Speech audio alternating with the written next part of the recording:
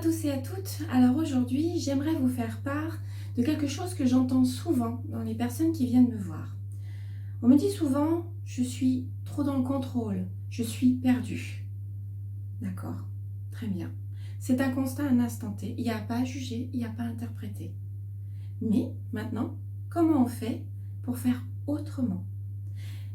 Déjà, je vous invite à prendre conscience de ce qui se passe quand on est dans le contrôle et quand on est complètement perdu.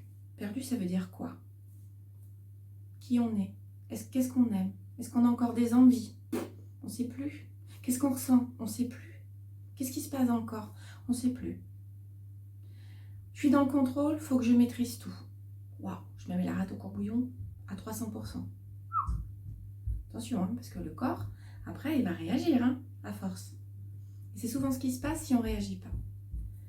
Alors, important, c'est de voir à ce moment-là, qu'est-ce qui se passe quand je contrôle tout? Quand on est tellement dans le contrôle, c'est là que ça se passe. C'est le mental, c'est l'ego qui gère tout. D'accord. Sauf qu'attention, l'ego, il est coquin. C'est une part de nous, hein. Mais il est coquin parce qu'il peut nous illusionner. Et souvent, il est dans le jugement. Il vous juge, vous, et il juge tout ce qui se passe. Écoutez bien le nom, le jugement.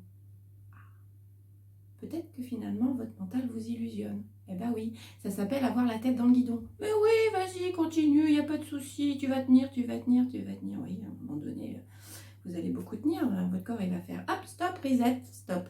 On arrête. Donc avant d'en arriver là, c'est de comprendre comment vous fonctionnez. C'est ça qui est important.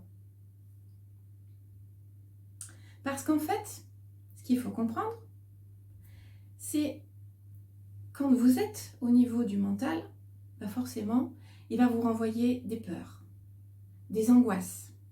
Oh, mon Dieu, du stress, tout le temps. Waouh, ah oui, je veux tout contrôler. Donc ce que je ne contrôle pas me fait peur. Et oui, la maladie, on ne contrôle pas, ça fait peur. La mort, ça ne se contrôle pas, ça fait peur. Les imprévus, la vie, en général, l'inconnu, ça fait peur. Changer de travail, ça fait peur. Ah, alors comment on fait? Finalement, ce mental qui ment, qui vous illusionne, est-ce qu'il est si bénéfique que ça pour vous à cet instant-là? Parce qu'on en a besoin, de l'ego, il n'y a pas de souci. Mais il faut qu'il retrouve une juste mesure. S'il prend trop de place, vous êtes dans le contrôle, dans la peur, dans l'angoisse, alors vous ne vivez plus. Plus du tout. Ou sinon, une vie peut-être dans l'illusion. Après, si cela vous convient, très bien, on a tous le choix. Mais si aujourd'hui vous vous rendez compte, en regardant cette vidéo, finalement, ça ne vous convient plus. Et je vais vous proposer de comprendre comment on peut faire pour que ça change. Parce qu'en fait, la seule personne qui peut changer les choses, c'est vous. Et oui, tout ce qu'il y a autour de nous, on n'a pas vraiment la main, en fait, sur ce qui se passe autour de soi.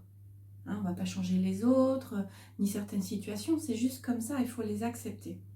Mais ce qu'on va changer, c'est la perception que nous, on en a. Eh bien oui, notre perception de la maladie, notre perception de la mort, perception de l'inconnu.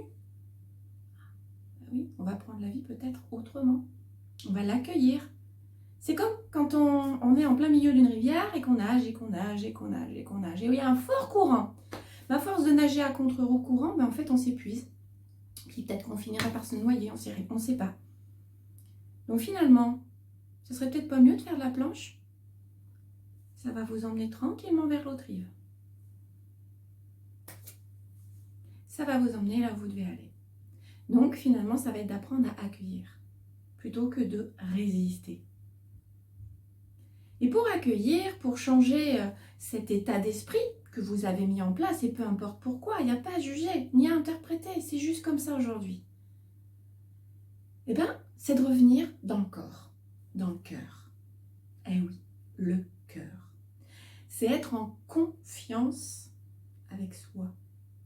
Et oui, en vieux français, confiance, fiancé avec soi. Alors pour être en confiance, il faut revenir dans le corps. Qu'est-ce qui se passe en moi?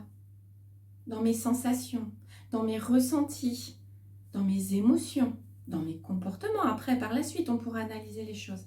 Mais dans un premier temps, c'est qu'est-ce qui se passe? Est-ce que je suis tendue, détendue? Comment je me sens? Voilà. Donc, pour changer, si aujourd'hui vous vous rendez compte que vous êtes trop dans le contrôle, dans les peurs, dans les angoisses et que ça vous insupporte, vous n'en pouvez plus et que vous avez envie de changer ça, parce que la seule personne qui peut changer les choses, c'est vous.